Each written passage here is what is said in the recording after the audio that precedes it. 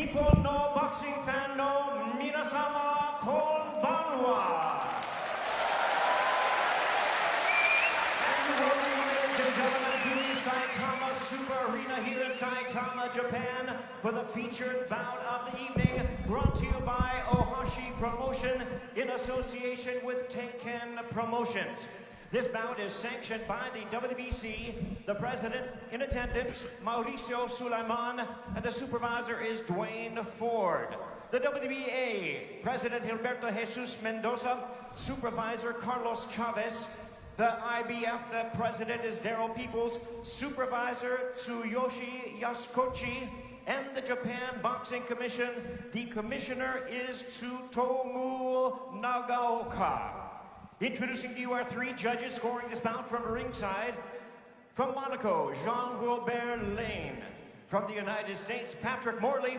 And also from the United States, David Sutherland.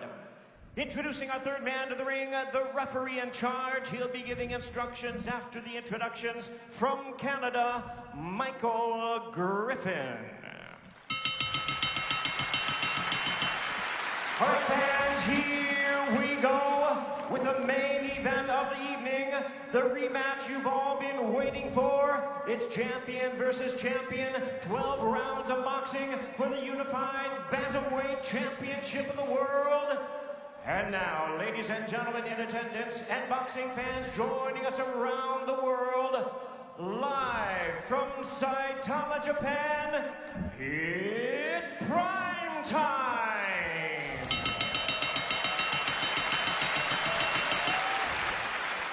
Introducing to you first, the WBC champion on my right, fighting out of the blue corner. Entering the ring wearing blue trunks with orange trims. Fighting out of Las Vegas, Nevada by way of Talibon Bohol in the Philippines. He weighed in at a ready 117 3/4 pounds. In his remarkable 20-year career, he has an outstanding record of 42 wins, 6 losses, with 28 wins coming by way of knockout. Tonight in his 22nd world title appearance, ladies and gentlemen, here is the future Hall of Famer, the renowned 5-division world champion, and the current defending WBC bantamweight champion of the world, introducing the Filipino Flash, Nonito.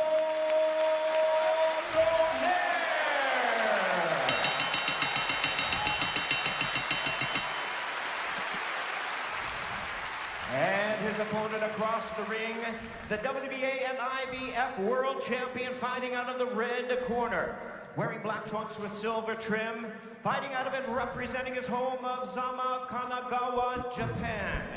He weighed in at the bantamweight limit of 118 pounds. He is undefeated in his campaign in the ring with a sensational record of 22 wins, no losses, 19 wins coming by way of knockout.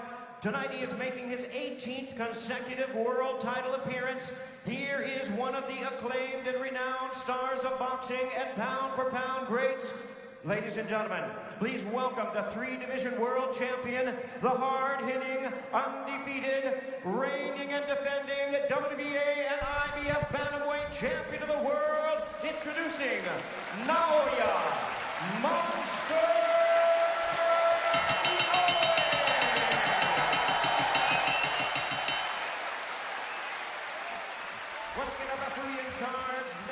Instructions, Michael Griffin.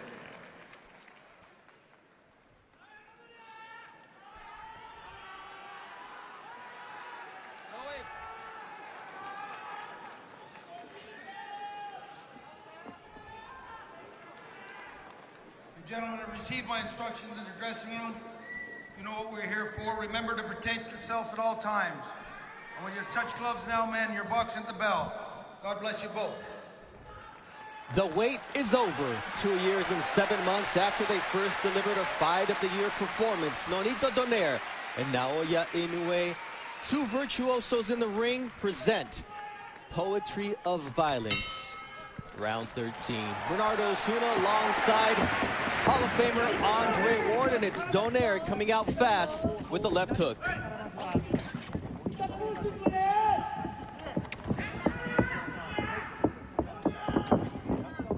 Both fighters said they needed to be better than they were the first time around.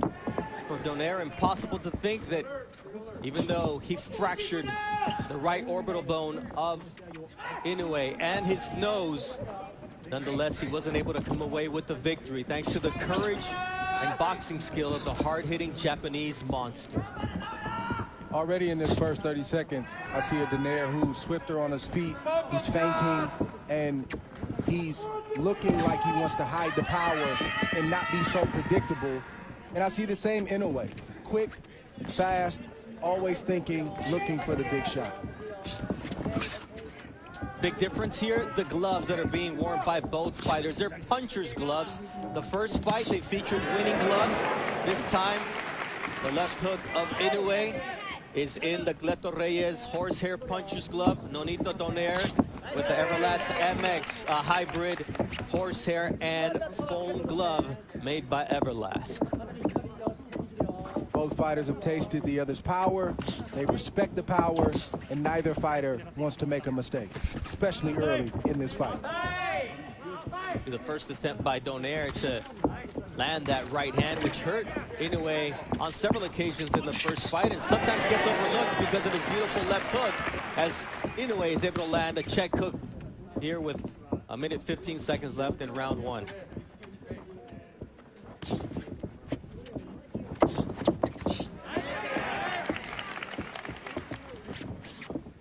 The Japanese crowd getting into it here, Dre. Yes, good shot right there.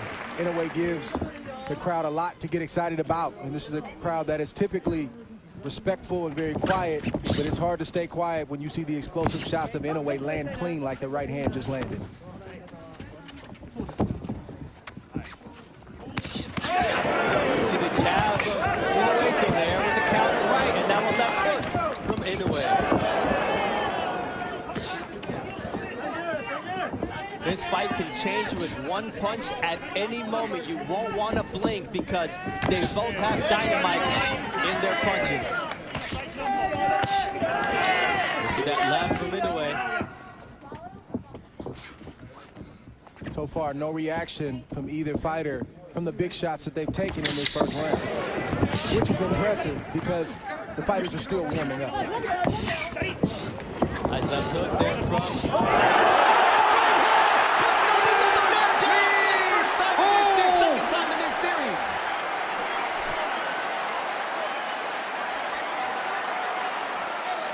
He's hurt right now, Bernardo. The bell was his greatest ally.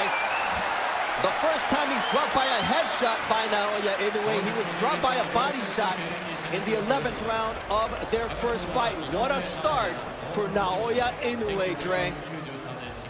Everything, Inoue was winning that round, and nothing crazy had happened until it did. A quick right hand to the temple of Nonito, and it sat him right on his butt. He didn't know how he got there. He just realized that he was on the canvas, and that's the type of explosive power that we've been promoting this fight with. They both possess it, but Inoue's is a little bit different, and we saw it on full display in that first round.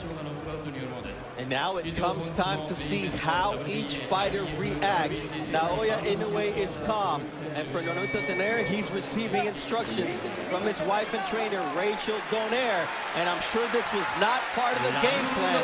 And the only positive, Dre, is there's a lot of time to make it up. You don't have to make it all up right now. Right, and the good thing for Donaire is he has great recuperative powers. Somehow, some way, he's able to eat those big shots and keep on coming, but he can't take too many more of those. Now it's Donaire landing that vaunted left hook.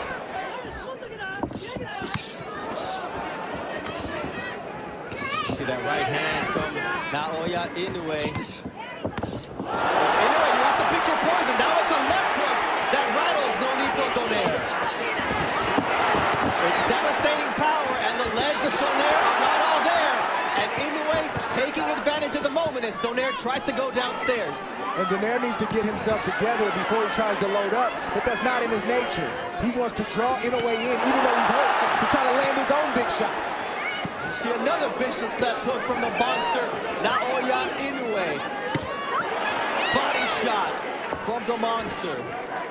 Looks like Donaire has made up his mind. He's going to fight fire with fire, and that's just the way it is, for better or worse. Drops Donaire as he's able to somehow manage to find his balance.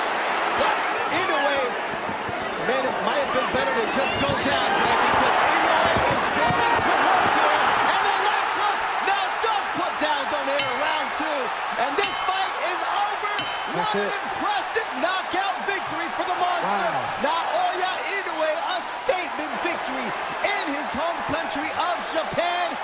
And wow, and wow is all I can say about the monster as he does it at home. He never gave Donaire an opportunity to get into this fight. He was poised, he was calm and calculated, and the big right hand that landed at the end of the first round started all the trouble for Nonito Donaire, and he was never able to recover because Inoue is so efficient with his punches. He doesn't waste anything. He rarely opens himself up to be caught himself. Donaire tried to land the shots, but the explosiveness and the power proved to be too much. We talked about Inoue having to be more defensively responsible for this rematch because of the damage he took in the first fight, Dre, and you mentioned that you expected a better version of Inoue. Did he supersede your expectations based on what he just did?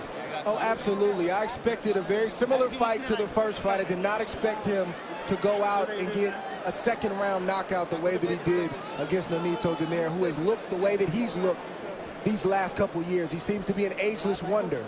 But all of a sudden tonight, the age might have caught up along with Inoue and what he brought to the table, and it was just the perfect storm for Nonito Donaire. In the build-up to the fight, I talked about the fact that